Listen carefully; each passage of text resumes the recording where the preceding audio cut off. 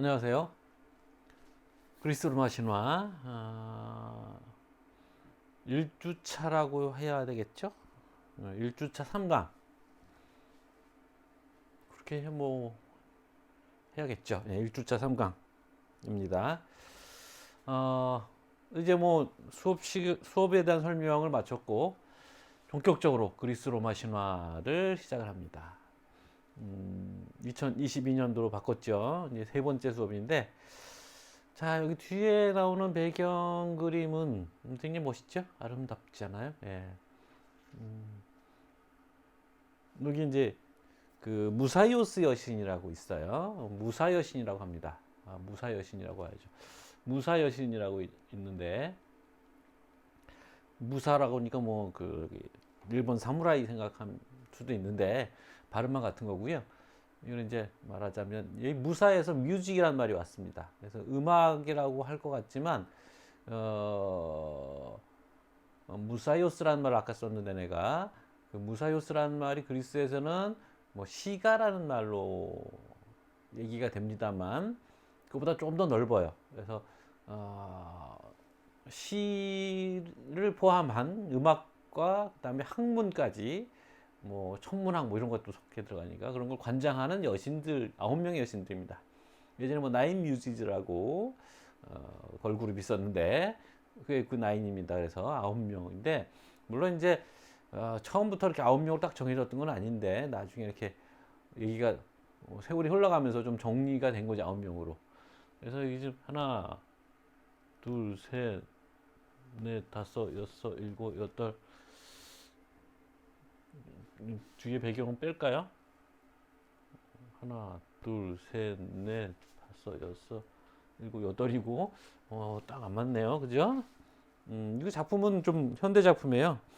Dance of the Muses at Mountain Helicon. 그러니까 헬리콘 산에서 춤추는 무사 여신들이란 말인데 뒤에 배경으로 좀 있는 걸 치면 하나, 둘, 셋, 넷, 다섯, 여섯, 일곱, 세 명이 있어갖고 이쪽을 빼야 되나요? 이쪽을 빼야 되나요? 사실은 여기 셋은 이렇게 지금 벌거벗은 채로 이렇게 강강수월대하는 포즈로 이렇게 섞여 있잖아요. 그런데 이건 원래 산미신 세 명의 카리스 여신들이거든요. 그 포즈라서 좀 해석이 애매한데 아무튼 9명이고 저 혼자 있는 저 남정네는 아폴론 신입니다. 그래서 아폴론 신이 원래 이 뮤즈들의 대장이라고 불려요. 그래서 저기 리라를 들고 반주를 하고 있습니다. 북과 여기 보면 막대기 두 개 같이 보이는 건 아울로스라는 악기인데 쌍피리 두 개를 같이 부는 악기고 여기는 이제 무슨 탬버린 비슷한 걸 들고 있죠. 그러면서 무사 여신들의 모습을 담고 있는데 이 작품은 이제 버텔 토르발센이라는 1807년 작품입니다. 그래서 그리스 로마 신화를 시작하기 위해서 우아함을 좀 보여주고 싶어서 배경 화면을 잡았습니다. 뭐 갑자기 붉은 게 나오죠?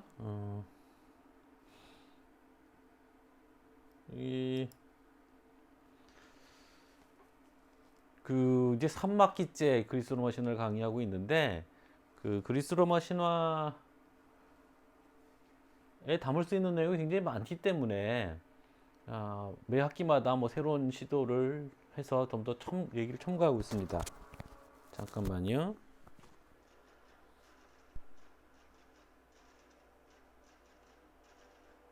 그래서 지난 학기 말부터 조금 시도하고 있는 거는 그리스 신화와 관련되어 있는 음악들을 소개하는 거거든요.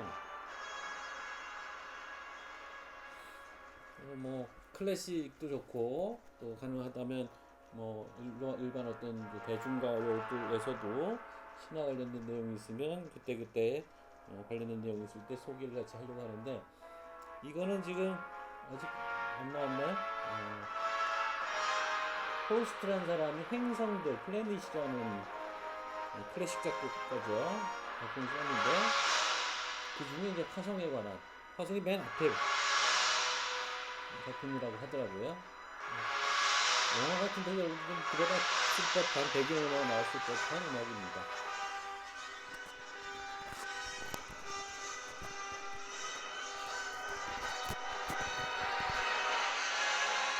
화성이 그 영어로는 마르스라고 하죠. 마르스. 마르스라고 하는데 이 마르스는 로마 신화로 넘어가는 헤르메스가 로마 신의 이름을 바꿨을 때 마르스가 된 거거든요. 그러니까 전쟁의 신. 그래서 화성이 이게 붉은 빛을 갖고 있잖아요. 붉은색을 갖고 있어서 그 피를 연상시키기 때문에 이 화성의 이름이 마르스가 된 겁니다. 그래서 이 점성술 같은 데도 화성의 붉은 기운이 더 붉어지면 뭐 전쟁이 일어날 거다 뭐 이런 얘기들을 많이 하고 하는 그거거든요. 근데 내가 이제 이 마르스 얘기를 이제 하는 이유는 신화를 공부하는 이유와 관련이 돼서 재밌는 기사가 있었기 때문에 그 얘기를 좀 해보려고 해요.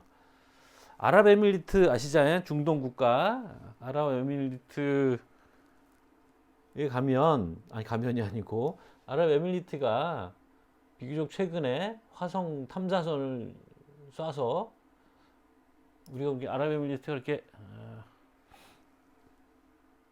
선진국이라고 생각을 안 해봤었지만 우리도 못 보낸 아랍에미리트 화성 탐사선 아말이라는 희망이라는 뜻이랍니다. 거기서 이제 사진을 처음으로 보내왔다는 기사가 2021년 작년 딱 1년 전쯤 기사네요. 그래서 이 아랍에미리트는 뭐 서양도 아니고 우리에게 좀 낯선 곳이기도 하고 뭐 축구할 때나 좀 보고 뭐 그런 나라인데 이 화성 사진입니다. 이 보시면 동그란 것들이 좀 보이고 그런데 여기 기사 설명을 보시면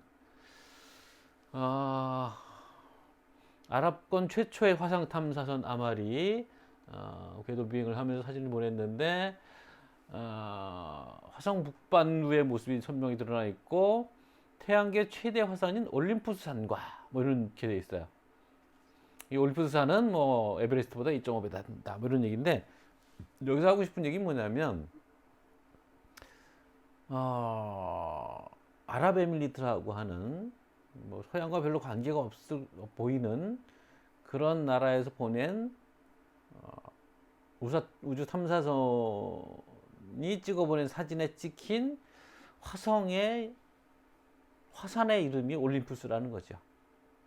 이게 무슨 소리냐면 그리스 신화라는 게 이렇게 세계인의 공통 자산이 되어 있다라는 겁니다. 물론 여기에 대해서 우리가 서양이 제국주의를 통해서 또 뭐 식민지를 만들면서 서양 문화를 우리에게 강제로 이식한 거다 뭐 이런 얘기들을 합니다만 할 수 있습니다만 이건 되돌리기에는 이제 너무 늦은.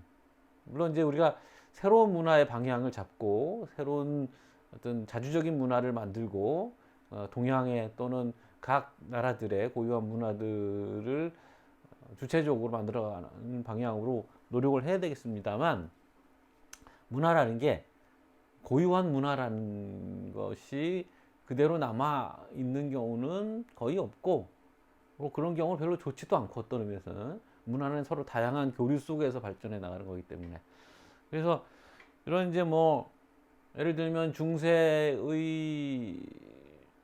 유럽 사회에는 라틴어라는 어떤 공동의 언어들을 갖고 있어요.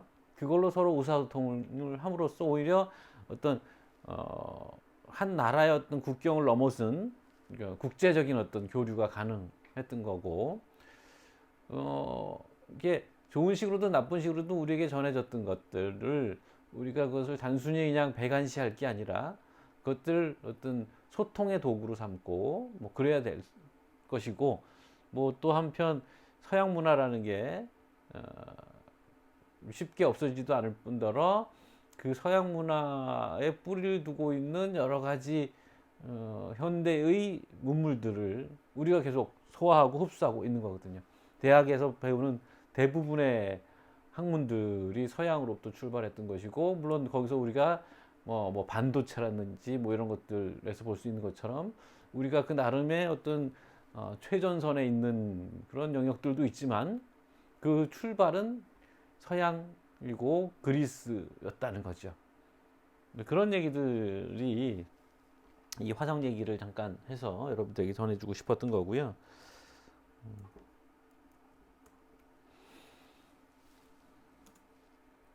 자, 이게 화성 사진 아까 나왔던 거고요. 자, 신화는 고전의 고전이다 라는 얘기로 다시 돌아갑시다. 이거는 이제 뒤에 신전 기둥하고 위에 초마 부분 이런 것들이고요.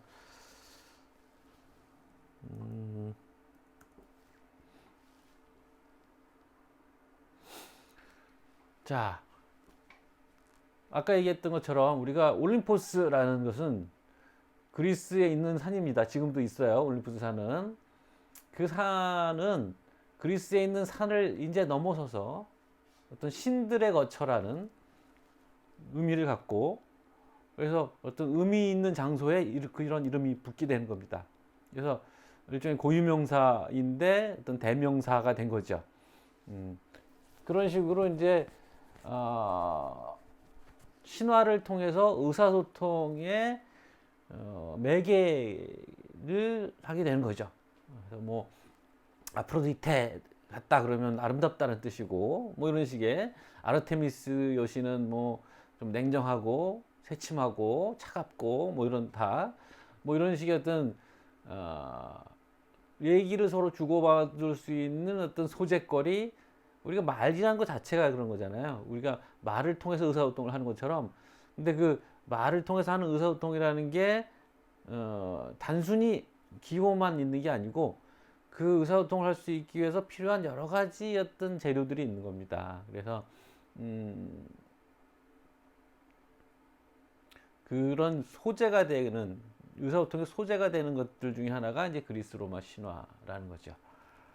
그리스로부터 로마, 전에 얘기했던 것처럼 중세, 근세를 거쳐서 현재 우리 한국까지 흘러들어온 신화 이야기들은 그 신화를 통해서 여러 가지 의사소통을 할 수 있는 매개체로 역할을 하기 때문에 그게 필요하다는 얘기고요. 요 밑에 있는 얘기, 그러니까 의사소통의 매개가 되는 고전에는 신화가 깔려 있다는 얘기가 무슨 소리냐면, 우리가 뭐 책을 읽고 고전을 읽어야 된다 뭐 이런 얘기를 많이 듣잖아요. 그런데 뭐 고전 잘 안 읽으려고 하죠. 따분하니까 어렵고. 근데 이제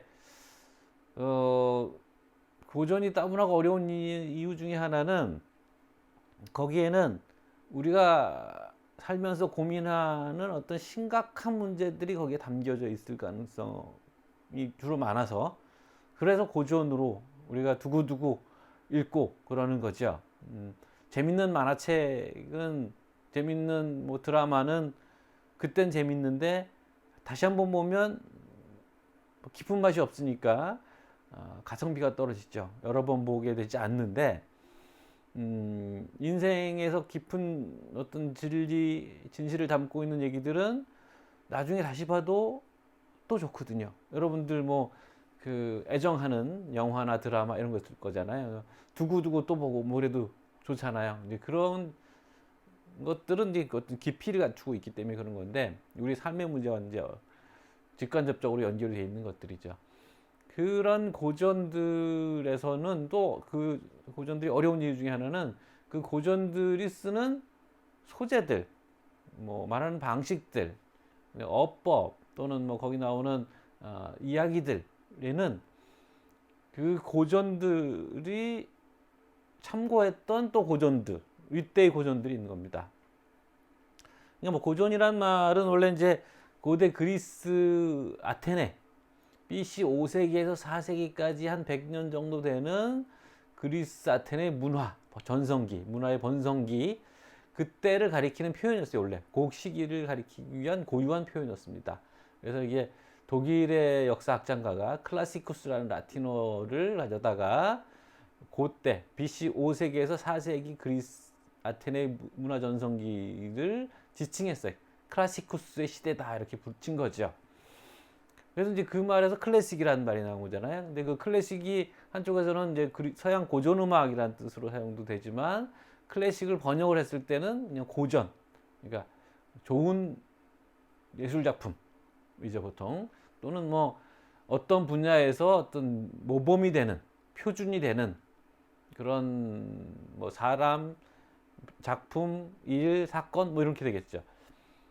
그러니까 뭐 소설로 치면 최신의 뭐 20세기의 뭐 해밍웨이, 노인과 바다, 누구를 위해 종을 이루나 뭐 이런 작품들도 고전이라고 부르지만 원래 고전은 그리스 5세기에서 4세기의 문화, 아테네 문화다 이렇게 얘기하잖아요. 근데 이 현대의 고전들을 비롯해서 다양한 고전들이 그 고전의 작가들이 자신들의 어떤 생각의 자양분을 이끌어냈던 더 윗대의 작품들이 있는데 그 작품들을 쭉 거슬러 올라가게 되면 고전의 고전들이라고 할 수 있는 것들이 나옵니다. 그리스 고전들인 거죠 주로. 아까 라틴 얘기도 했습니다만 지난 시간에 호메로스 등을 비롯한 책들, 그러니까 이를테면 뭐 율리시즈라는 책이 있어요. 율리시즈라는 소설인데 그건 20세기 소설이죠. 제임스 조이스라는 사람이 쓴 건데 그 율리시즈의 모티브가 되는 건 호메로스의 율리시즈. 호메로스의 율리시즈라고 우리는 안 그러죠. 율리시즈는 이제 오디세우스라는 사람이 로마식으로 이름이 바뀌어졌을 때 율리시스라고 바뀌었거든요. 그래서 그 율리시즈라는 이름을 제임스 조이스가 써서 제임스 조이스가 율리시즈라는 사람이 어떤 하루 일을 아주 복잡하게 다룬 그런 작품. 나도 안 읽어봤지만 그런 작품이 나오는 거죠. 그러니까 현대 고전들이 참고했던 젖줄이 됐던 고전의 고전들이 있습니다. 그건 대표적으로 그리스 로마의 고전들이에요. 근데 이 그리스 로마의 고전들은 어디서 출발하느냐? 그러니까 호메로스가 일리아스를 쓰고 오디세우스를 썼을 때 그 얘기들이 어디서 나오냐? 그리스 신화에서 나온 거죠. 그리스인들이 말로 주고받던 구전됐던 이야기들이 있는데 트로이 전쟁과 관련된 신화군이 있는 거예요. 뭐 우리가 뭐라고 할까요? 그럼 뭐 강감찬 장군에 관한 여러 가지 얘기들이 있는 거예요. 이런 설도 있고 저런 설도 있고 그 여러 가지 얘기들 중에서 좋은 소재들을 뽑아서 천재적인 작가가 작품을 하나 만든 거죠. 그게 일리아스인 거예요. 그러니까 우리가 좋은 양서들이라고 하는 고전들 또는 뭐 음악 작품이라도 마찬가지고 발레라고 해도 마찬가지고 그런 고전적인 것들은 고전의 젖줄을 대고 있고 그 고전의 고전들은 또 신화로부터 나왔다는 거죠. 그래서 우리의 이해의 폭을 넓히고 고전을 이해하고 학문을 깊이 있게 하고 어떤 의미에서는 학문을 출발하기 위해서라면 신화에 대한 기본적인 이해를 갖고 있어야 의사소통이 된다는 거예요. 이런 얘기를 들었어요. 그러니까 우리가 유학을 가면 현지인들과 뭐 영어를 하거나 뭐 독일어거나 하면 이제 간단한 얘기들은 할 수 있는데 좀 어떤 뭐랄까요 아주 일상적인 삶에서 느닷없이 부딪히는 문제들이 있다는 거예요. 나는 모르는데 저 사람들은 너무 당연하게 생각하고 있는 거. 그래서 아무도 일부러 얘기 안 해주는 거. 그건 중고등학교 때 배웠다는 얘기라는 거예요. 그 사람들은 자기들 학교를 다니면서 중고등학교 때 배웠고 또는 뭐 친구들끼리 얘기하면서 선생님이 또 무슨 강의실에서 그냥 책이 없는 얘기들 해준단 말이죠. 근데 그 얘기는 그 사람들끼리는 다 알고 있는 얘기들, 공유하고 있는 얘기인데 우리는 그냥 그 부분을 껑충 건너뛰어서 대학원에 가게 되면 그 얘기를 모르는 거죠. 상식을 모르는 거죠. 우리는 상식을. 뭐 재밌는 얘기도 그런 거죠. 우리 할매 국밥 이런 거 있잖아요. 그리고 우리는 할매 국밥이 아무렇지도 않은데 서양 사람들 그 농담이겠지만 물론 할매를 가지고 국밥을 만들었어? 뭐 이런 생각을 한다는 거죠. 뭐 문법적으로는 문제가 없거든요. 곰탕 곰을 갖고 만든 건 아니잖아요. 순댓국은 순대를 갖고 만들잖아요. 그러니까 할매국밥은 할매를 갖고 만들 수도 있는 거죠. 그러니까 그 언어적으로 문제가 없는 거죠. 근데 그 언어라는 게 여러 가지 층을 갖고 있어서 그 언어를 이해하는데 이런 상식적인 어떤 것들이 기본적으로 의사소통의 어떤 매개체 구실을 하고 있는 거기 때문에, 그래서 누구도 설명해 주지 않는 너무나 상식화된 얘기들, 그게 바로 신화가 고전에서 하고 있는 구실 같은 겁니다. 그래서 일부러 배워야 되는 거예요. 고전의 고전이라고 호메로스 등등은 바로 이런 신화 얘기들을 책으로 써서 설명해 주고 있는 것들입니다. 그래서 우리가 고전의 고전을 또 읽어야 되는 것이고, 물론 여기에 안 담겨 있던 얘기들은 또 우리가 신화의 어떤 전해지는 다른 루트를 통해서 보강을 해줘야 되는 거고요. 그래서 신화의 내용이 어떻게 수용이 되고 변형이 되냐면, 원신화가 있어요. 뭐 아까 얘기한 것처럼 트로이 전쟁과 관련된 여러 가지 전설들이 막 있는 거예요. 그러니까 뭐 거기에는 아킬레우스가 뭐 그 헥토르랑 싸워서 헥토르를 죽인 얘기도 있지만, 트로이 목마 얘기도 있고, 또 오디세우스가 전쟁 나가기 싫어서 미친 척했다는 얘기도 있고 다 있는데, 그 중에 호메로스란 천재 시인이 아킬레우스의 분노라는 어떤 주제를 가지고 트로이 전쟁 여러 얘기들 중에 그 얘기들을 가지고 하나의 작품을 만든 거죠. 그게 이제 고전의 고전이 되는 거고, 그걸 가지고 또 아킬레우스의 죽음이라는 얘기를 가지고 소재로 삼아서 비극 작품을 쓸 수가 있는 거죠. 이건 서사시, 호메로스의 작품 서사시지만 고대 그리스 아테네에서 발행했던 드라마, 비극이라는 드라마의 소재로 또 활용이 되는 겁니다. 그러니까 비극 작품들이 BC 5세기쯤부터 나오기 시작하거든요. 그러니까 호메로스는 BC 8세기, 거기서 그리스 비극이 나와요. 그러니까 그 호메로스의 작품들에서 소재를 찾아서 그리스 비극들을 쓰기 시작하는 거거든요. 그 이유는 또 언젠가 설명해 줄 기회가 있을 것 같아요. 그리고 나서 그 비극을 가지고 또 현대에 와서는 또 영화로 만들어요. 그래서 뭐 트로이 전쟁, 트로이라는 영화도 있었잖아요. 뭐 그렇게 되는 거죠. 그래서 신화라는 건 고정되어 있는 게 아니고 계속 변형되고 달리 수용돼서 달리 변형되는 그런 흐름을 가지고 있고, 지금도 여전히 영화나 소설이나 뭐 미술 작품이나 음악이나 이런 걸 통해서 재생산되고 있는 거죠.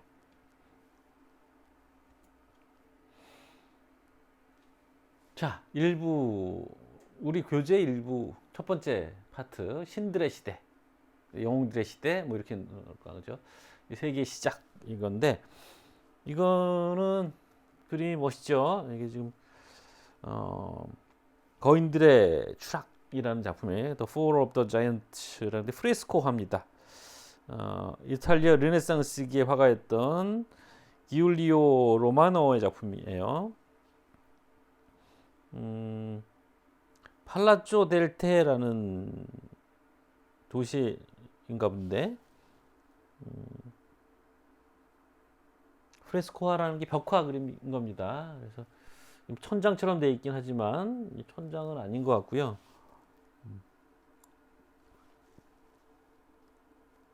이제 연대를 제가 못 찾았네요. 이탈리아 르네상스 시기 정도까지만 알고 있습니다. 그래서 이제 여기 이제 기간토마키아 얘기가 나올 거라서 그런 건데요. 여기 보시면 여기 뭔가 무슨 뭐라고 해야 되나, 뭐 볏짚단 같은 거 그런 걸 들고 있는데, 여기 뭐 옆에 옅은 색깔로 뭐 이렇게 지지지한 게 돼 있죠. 번개를 표시한 거예요. 번개를 사용하는 신 제우스에게입니다. 제우스가 여기 이제 있는 거고, 온갖 남신과 여신들이 여기다 자리 잡고 있는데, 올림포스 신들이 권좌에 오르기 전에 그 이전에 아버지 세대의 신들과 전쟁을 벌이거든요. 그 얘기를 담고 있는 벽화라서 신들의 시대라는 얘기를 열기에 적절하다고 생각해서 배경 화면으로, 여기 보시면 모자 쓰고 있죠. 이 모자 쓴 사람은 헤르메스입니다. 이게 헤르메스의 전령의 모자거든요. 옆에 날개 달려 있어요. 라든가 여기 보면 곤봉을 달고 있죠. 그 몽둥이를 들고 있는데, 이건 헤라클레스의 상징물입니다. 지물이라고 보통 하는데, 어트리뷰트라고도 하고, 영어의 어트리뷰트는 속성이라는 뜻인데 그 미술에서 쓰는 말입니다. 뭐 이런 것들이 이제 여기 나오는 사람, 뭐 존재들이 누군지를 알려주는 거죠. 기울리오 로마노. 네. 자, 우리 수업은 기본적으로 이제 강대인 선생님의 책 내용을 따라가는 방식인데, 내가 뭐 약간 욕심을 낸다고 할까요? 내가 좀 껴든다고 할까요? 그래서 강대인 선생님은 뭐 그리스 로마 신화를 좀 충실하게 전해주시고, 교재로 쓰기엔 참 좋은 책입니다. 그래서 본인을 앞세우지 않고 신화에 대한 어떤 고전적인 설명들을 잘 정리해 놓으신 거라서 그걸 가지고 수업하기 참 좋은 책이라서 제가 이제 골라서 이 책으로 사고 있습니다만, 거기에 더해서 우리가 신화들을 공부하면서 어떤 포인트들, 어떤 관점들, 이런 것들을 간간히 섞어서 얘기를 하면 여러분들이 좀 신화를 한 발짝 좀 더 깊이 들어가서 볼 수 있는 어떤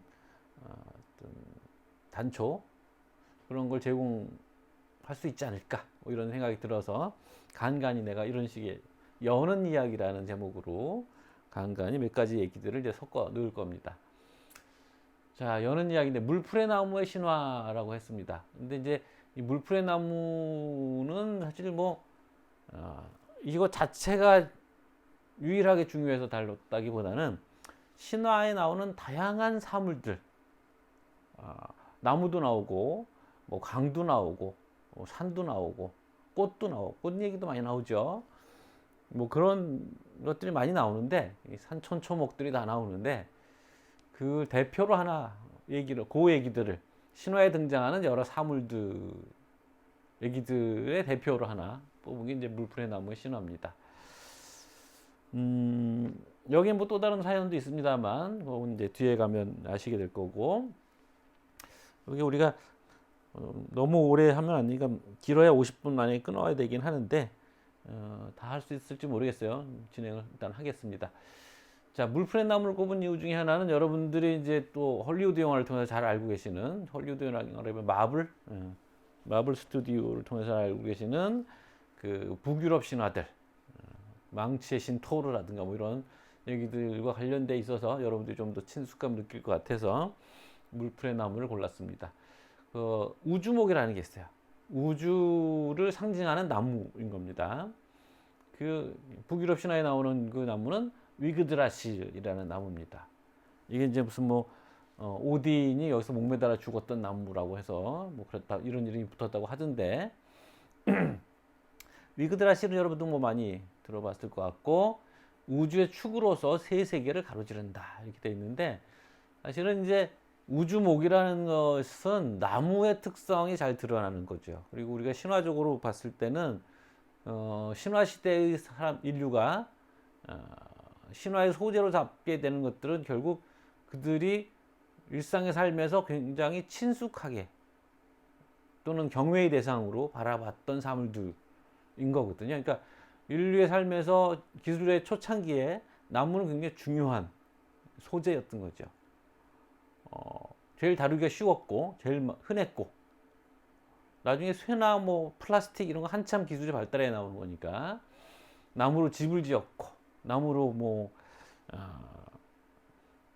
그릇도 만들고, 그죠? 불도 떼고 굉장히 중요한 거였는데, 나무가 그러니까 신화 시대 사람들이 나무에 대해서 실용적인 측면으로만 보지 않았던 것이 나무가 갖고 있는 상징성입니다. 나무는 땅에 뿌리를 받고, 즉 지하로 뿌리를 내리고 있고, 그 몸통은 지상에 있고, 그 가지들은 하늘을 향하고 있는 거죠. 그래서 우리가 인류가 볼 수 있는 세 세계, 뭐 지하는 잘 안 보입니다만 지하 세계와 지상 세계 그리고 천상계, 이 세 가지를 같이 아우르는 존재가 나무인 거죠. 그래서 그 나무에 대한 상상력이 이렇게 우주목이라는 아이디어로 드러난다고 보는 겁니다. 그래서 이제 여기에 좀 뭐 설명들이 좀 더 좀 갈리긴 하는데 그 우주목의 뿌리 부분 그런 아스가르드, 미드가르드 그리고 니플하임 이 세 곳으로 연결되어 있다라고 하는데 사실은 아스가르드는 뒤에 나오지만 이게 그 신들이 살고 있는 곳이거든요. 그래서 뿌리가 지하에 있는 곳에 이 장소들이 있다고 보기보다는 이 뿌리들이 줄기 몸통과 줄기를 따라서 연결돼 있다 이런 뜻이 아닐까 싶어요. 내가 뭐 북구신화까지는 잘 몰라서 뭐 여러분들이 아는 사람 있으면 나중에 좀 알려주세요. 그래서 미드가르드가 이제 인간들이 사는 그 나무의 둥치 쪽이잖아요. 또 다른 쪽에서 뭐 서리거인의 집 요툰헤임이라고도 하고 그런 그림들도 또 소개를 하겠습니다만 그래서 좀 여기 설명이 좀 꼬여 있어요. 그리고 이제 이 뿌리들이 가닿는 장소에는 샘들이 있다. 노른느의 샘이 있고 미미르의 샘이 있고 호베르겔미르의 샘이 있다. 사실은 이제 이 북구신화는 역시 그것도 구전되어 있는 왔던 거겠습니다만 12세기인가 13세기에 어떤 사람이 지었습니다. 책을 썼어요. 그래서 그 사실은 이제 그 뭐 신화 책 치고는 비교적 최근인 거잖아요. 후 12, 13세기니까 그 책을 구성하는 내용들은 사실은 그리스 신화라든가 기독교 신화라든가 이런 영향들이 많이 있는 것으로 보입니다. 아무튼 중간층으로 인간이 사는 곳인 미드가르드를 가로지른다 이렇게 되어 있고요. 꼭대기는 가지들이 가는 곳, 신들의 천상 거주지인. 그래서 천상 거주지라고 해서 신들의 거주지가 둘일 수도 있을 것 같아요. 아스가르드가 지하에도 있고, 뭐 천상에도 있고, 그럴 수도 있을 것 같고요. 여기 그림 보시면, 여기니까 요툰헤임이 여기 있잖아요. 뿌리 쪽으로 돼 있는데 미드가르드가 여기 둥치에 있고, 니펠하임도 여기 있고. 여기 헬이 여기 있고요, 그죠? 여기 아스가르드가 저 위에 또 있어요. 그래서 위에가 좀 다른 것 같긴 한데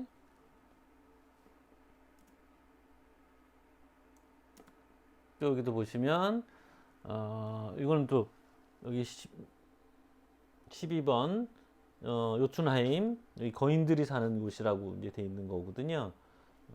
요툰이란 말 자체가 거인이란 뜻이라고 하던데 뭐 서리거인 서리상자 겨울에 내리는 서리거인이랍니다. 하데스 저기 게이트 오브 하데스라고 돼 있죠.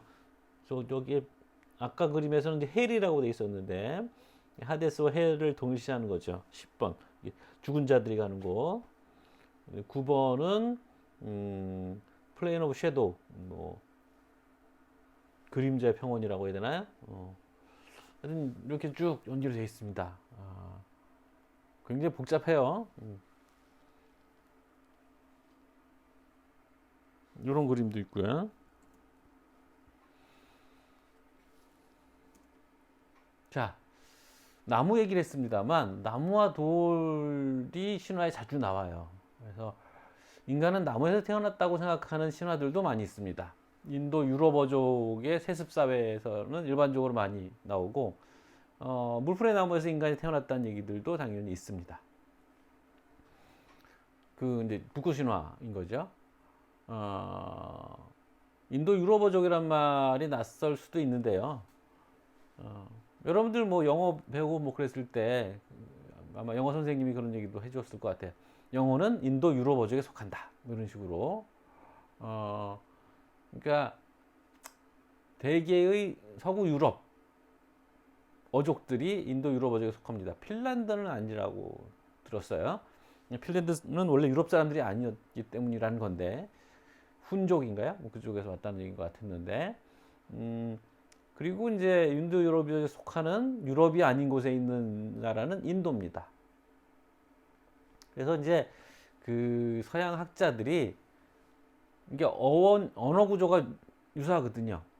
우리는 뭐 우랄 얼타이 쪽에 속하다 뭐 이런 얘기를 오래전부터 들었는데 뭐 그런 게 없다는 얘기도 요즘 또 최신설이기도 하던데 아무튼 그래서 그 서양 언어들의 다양한 프랑스어, 독일어, 뭐 그 저기 영어, 뭐 등등 스페인어 등등의 뿌리가 되는 그것들이 다 갈라져 나온 어머니가 되는 그런 어족이 있을 거다고 생각한 거죠. 서양의 언어학 연구는 이제 거기서부터 출발한 겁니다. 그걸 하다 보니까 나중에 이제 뭐 우랄 알타이어도 생기고 뭐 다른 나라 언어들까지 얘기를 하게 된 건데, 우리나라는 일본말이랑 비슷하잖아요. 중국어랑 다르거든요. 또 그런 식으로 이제 언어 자체가 이제 특성을 달리하는 거죠. 그래서 그들이 모어로 잡았던 게 바로 인도 유럽어라는 겁니다.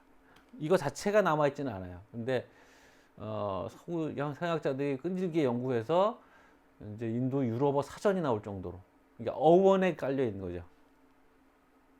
이를테면 뭐 해피니스, 해피니스에서 해피니스란 말은 왜 생겼나? 그래서 거기서 해비라는 말이 있고 니스라는 말이 합쳐졌다. 그래서 해는 어디서 오냐? 어원이 무슨 뭐 고대 영어에서 온다? 뭐 이런 식으로 가는 거예요.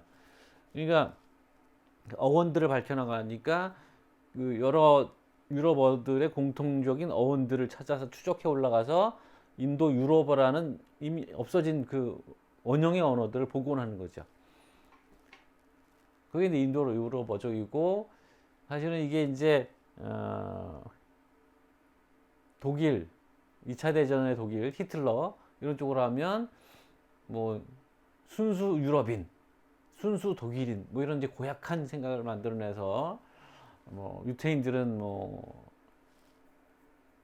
나쁘고 순수 아리안 민족이라는 그런 민족주의랑 결합돼서 아주 끔찍한 일들을 벌이게 되는 그런 모티브를 제공한 것이기도 한데, 인도 유럽어라는 게 지금은 뭐 여기에 대해서 그래서 여러 가지 이제 학문적인 다른 접근들을 좀 하려고 노력하는 상황입니다. 나중에 또 기회가 됐으면 또 얘기를 하고. 그런데 이제 나무들뿐만 돌도 고인돌 아시죠? 그 석기 시대 때 사람들이 무덤 만들었던 고인돌, 신석, 지역마다 뭐 돌로 된 제단이거나 아니면 뭐 신이 와서 이렇게 여기에서 딱 돌이 됐다 뭐라든가 뭐 이렇게 섬기는 그런 돌들이 있어요. 그걸 신석이라고 하고, 온팔로스는 원래 이제 그리스어로 배꼽이라는 뜻인데, 이 나중에 나오겠지만 제우스가 독수리를 양쪽 방향으로 반대 방향으로 날려서 그 독수리들이 나중에 지구가 둥글다고 생각한 거죠. 나중에 만들어진 신화일 것 같은데, 그 제우스들이 그 독수리들이 날아가서 둘이 만난 반대로 날아갔는데 만나게 되는 지점, 거기가 어디였냐면 델피라는 곳이었고, 그 파르나소스 산에 델피라는 곳이었고, 거기에 배꼽 모양의 돌을 얹은 거죠. 그러니까 세계의 배꼽이라고 생각하는 겁니다. 세계의 중심. 그래서 이게 온팔로스에게 이 돌을, 이걸 온팔로스라고 하는데, 이 돌이 뭐 제우스가 자기 아버지한테 삼켜졌을 때 삼키게 자기 아버지의 뱃속에 자기 대신 들어갔던 돌이라는 얘기도 있고, 또 나중에 또 얘기를 하겠고요. 링가라는 건 이제 인도 쪽에서 남자 성기 모양의 돌, 이겁니다. 이게 이제 링가라고 하는 거고, 이게 이제 이 돌이라는 건 이제 자립적인 존재라는 걸 상징하고, 이 근원목, 이 나무와 연결되어 있어요. 그래서 나무는 이제 생물이잖아요. 그래서 죽고 사는 순환주기와 복종을 하고, 돌은 뼈와 통합니다. 뼈. 단단하잖아요. 근데 뼈가 바로 인간의 어떤 몸에 있어서는 주축 역할을 하는 거잖아요. 왜 그런 말 있잖아요. 살을 버리고 뼈를 취한다. 뭐 이런 거. 그러니까 살보다 더 중요한 게 이제 뼈인 거죠. 그래서 이것은 사실은 생명의 근원이기도 합니다. 뼈와 돌은 그런 식으로 이미지가 연결되어 있어요. 돌도 인류가 어떤 기술의 초창기에 굉장히 많이 사용했던, 석기 시대라는 게 바로 돌을 연장으로 사용했던 것이니까 그런 이제 또 삶에 밀접한 것도 연결되어 있는 거죠. 반면에 이제 나무는 변화하는 것이지만 돌은 변하지 않는 것, 굳건한 것, 뭐 이런 거, 정태적이다, 머물러 있는 상태라는 뜻의 정태. 그래서 나무는 여성적 원리가 되고 바위는 남성적 원리가 돼서 어떤 신화에 계속 면면이 흐르고 있는 거죠.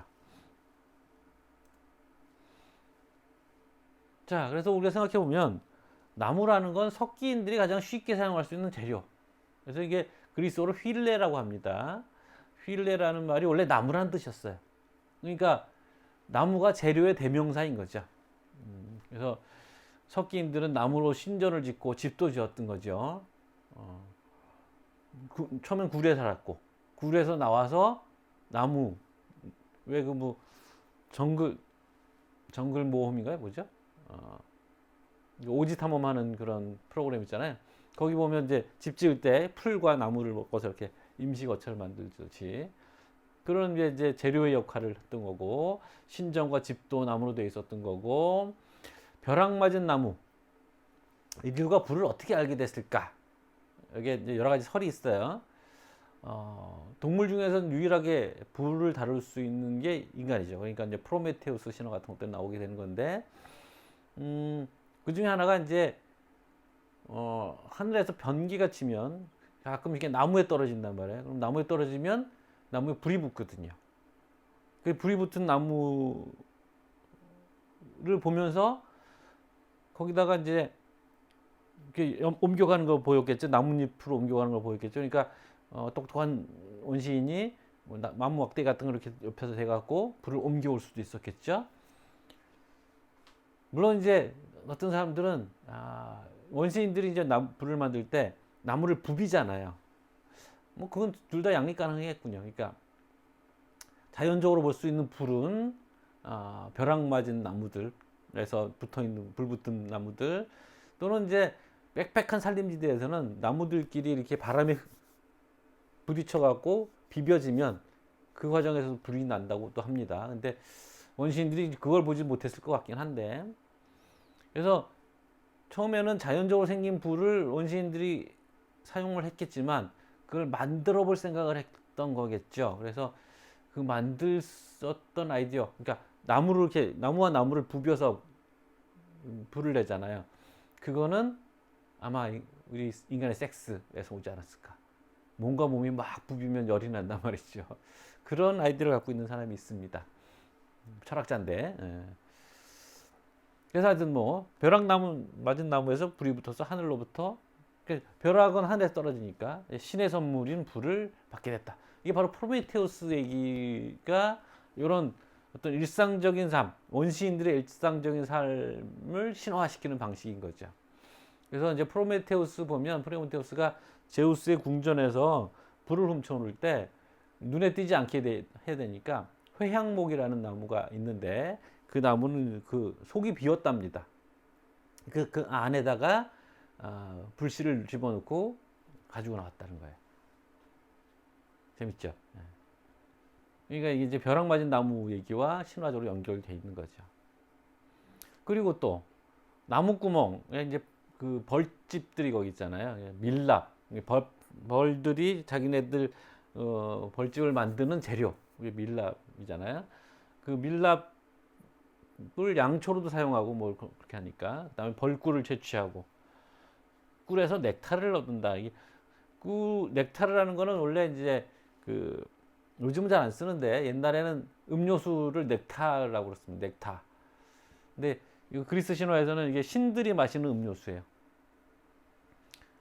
근데 이제 그거는 실제로는 벌꿀주, 벌꿀을 좀, 그러니까 뭐라 그러나 발효시켜서 만든 거라서 그걸 이제 꿀에서 찾아낸 거죠. 이것도 이제 그런 것들, 수렵시대 나무 열매라는 건 인류의 생존에 굉장히 중요했던 자원이었던 것이었고, 그 다음 아까 얘기한 것처럼 나무라는 건 상징적으로 지하와 지상과 천상을 다 잇는 가교 역할을 했던 것이고, 이런 여러 요소들이 신화에서 나무들이 계속 반복적으로 등장하는 이유라고 볼 수 있다는 거죠. 자, 왜 불나무였을까? 뭐 이런 얘기는 일단 오딘 얘기를 좀 하면 오딘이 왜 거기 제우스에 해당하는 신이죠.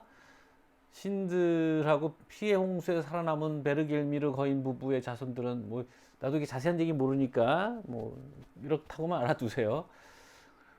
쭉 이쪽에 이제 그 홍수 얘기는 뭐 동서양을 막론하고 계속 다 있어요. 그래서 한번 큰 재해가 있었고 거기서 뭐 그 신들하고 거인들하고만 살아남았고 거기서 기업수로 늘어났는데 이들을 공경해줄 신이 없어서 인간이 없어서 이런 얘기들 많이 나옵니다. 신화들에.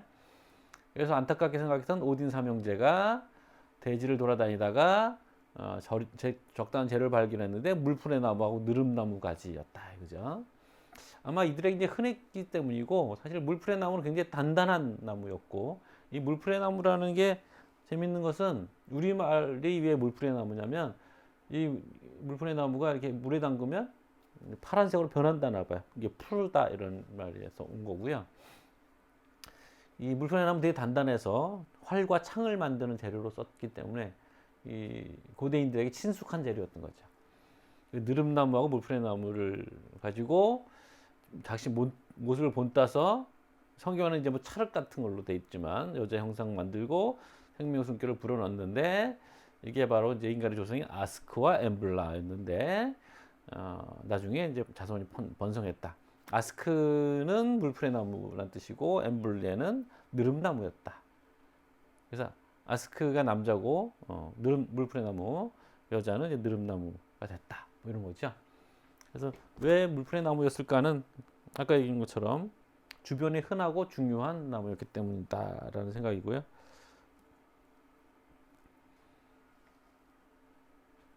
자, 여기 이제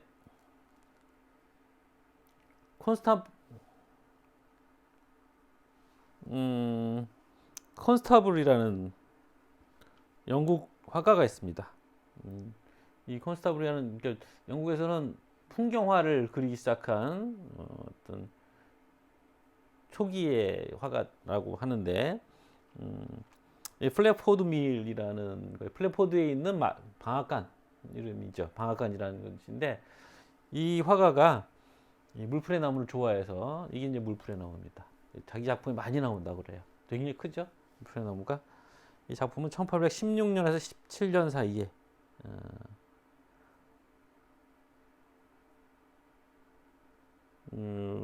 네비거블 강의 풍경 이렇게 되네요. 여기 강이 네비거블 강이네요. 여기 배도 있고. 자, 사실은 이제 물풀의 나무 얘기를 여는 이야기의 소재로 삼았던 또 하나의 이유가 이겁니다. 오교원이라는 이제 돌아가신 걸로 알고 있는데 아주 재기발랄한 시인이 있습니다. 그 오교원 선생이 쓴 시 중에 한잎의 여자라는 시가 있어요. 1998년도 작품이네요. 옛날에 그 문학을 좋아했던 사람들은 다 외우다시피 했던 그런 작품이었어요. 그래서 이 시를 여러분들 읊어주고 싶어서 또 물풀의 나무를 고르기도 했습니다.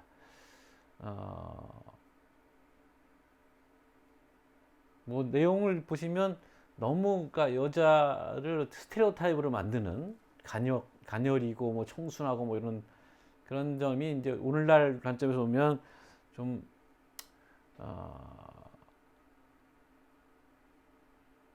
어떤 자유로운 여성, 그러니까 뭐 너무 여성을 구속하는 그런 가스라이팅 뭐 이런 것으로 읽힐 수도 있겠습니다만 여기 그 언어의 음률 이런 것들 그 말들이 주는 뉘앙스가 아름다워서 그래서 많이들 좋아했던 작품입니다.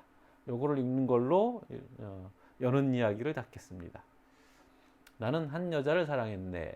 물풀의 나무 한잎같이 쬐끄만 여자, 그 한잎의 여자를 사랑했네. 물풀의 나무 한잎의 솜털, 그 한잎의 맑음, 그 한잎의 영혼, 그 한잎의 눈, 그리고 바람이 불면 보일 듯한 그 한잎의 순결과 자유를 사랑했네. 정말로 나는 한 여자를 사랑했네.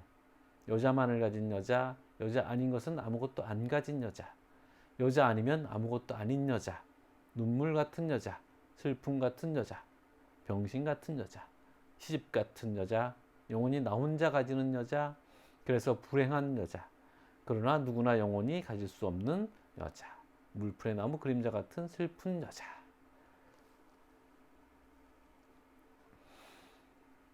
자, 수고하셨습니다.